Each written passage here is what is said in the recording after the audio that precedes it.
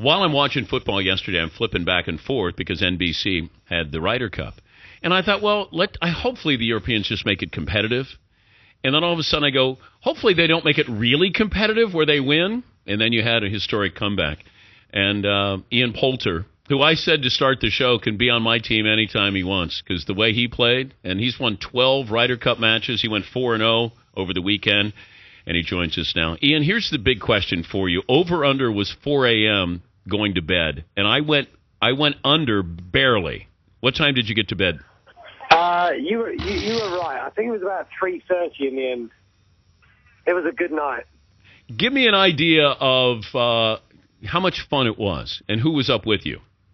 Well, obviously, it was the whole team. It was everybody that was part of European Ryder Cup, everybody that made it possible for us to, pull off this victory in history. I mean, it was a very busy, lively team room, which we enjoyed it. All the caddies, everybody that helped out. It was a special night. But if you're in the moment like that, at what point did you say, we're in their head? Now we're the ones that have the advantage. Well, we just had that tiny glimmer of hope. Yes, Saturday evening. I mean, we was 10-4 down at one stage, and it was looking like it was going to be a very ugly-looking leaderboard. And those last two games on Saturday afternoon managed to turn things around. To get it to 10-6, it didn't feel like 10-6, and that's where we knew we just had a chance. They'd done it to us at Brookline in 1999, and we were able to just turn those 5 matches at the start of the singles, which just turned it in our favour, and we knew we had that momentum, and it was the guys at the back that actually backed us up and managed to get us over the line. Could you give me a few ole? I'm not sure my voice could actually do it. I'm a bit husky this morning. You sound like Rod Stewart. I don't look like him, hopefully. No, you don't. Well, you play better than he does. Let's put it that way. I've got a question. Who was you rooting for in the Ryder Cup? I thought it was a foregone conclusion that the Americans were going to win. But then I realized, look, I've always sided with the Europeans because I feel like you guys are actual friends.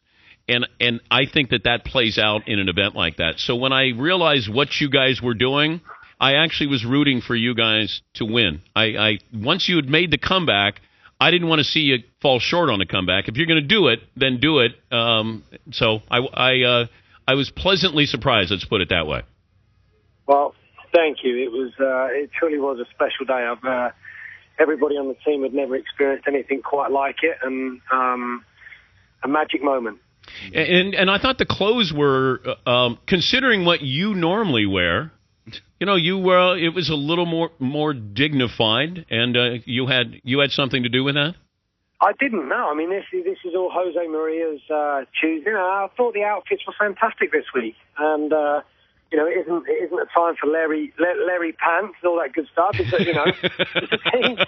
team week, you just have to make sure everybody's comfortable in the outfits. And I thought this year they were better than previous years. But you design your own clothes. Now, what is the strangest, craziest thing you ever designed to play golf in? Well, I guess a number of the one-off pieces that I wore, I think around 2005.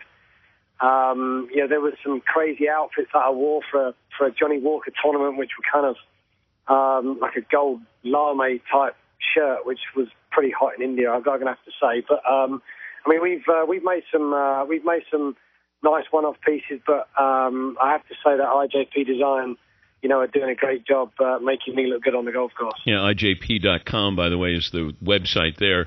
IJPdesign.com, I should say. The one U.S. player that maybe made you guys nervous was who? I don't think there was one. I think the whole team, we knew they were very, very, very, very strong. And as partners, they had stronger partnerships than we had. They could put the long hitter with a shorter hitter. They seemed to outpower us on the golf course in those early sessions, and we just knew that we had a chance going into singles. Those rookies were going to be split up, and it's a daunting task once you're used to having a partner for 2 days, and then all of a sudden you don't get anybody. You're out there on your own. You don't have that teammate who's going to put his arm around you at the right time, and it sure is fun. Could you pass a breathalyzer test right now? No, not at all. Not at all. I'm sitting in a bus with Justin Rose and all the families. We're just off to the airport right now. I don't think any of us could blow a clean breathalyzer right now. Congratulations, Ian, and safe travels. Thanks for joining us.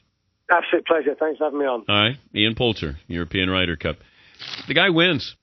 Yeah, he's got 12 Ryder Cup victories. He went 4-0 over the weekend, and I was honest when I say it. It may be unpatriotic to say it, but a little bit. It got to the point. Oh, thank you, Josh. It got to the point where if you have a great story, then complete the story. That was all. It was great. It was amazing with it. Yeah, absolutely. Okay, do you look at it as a great comeback or a great collapse?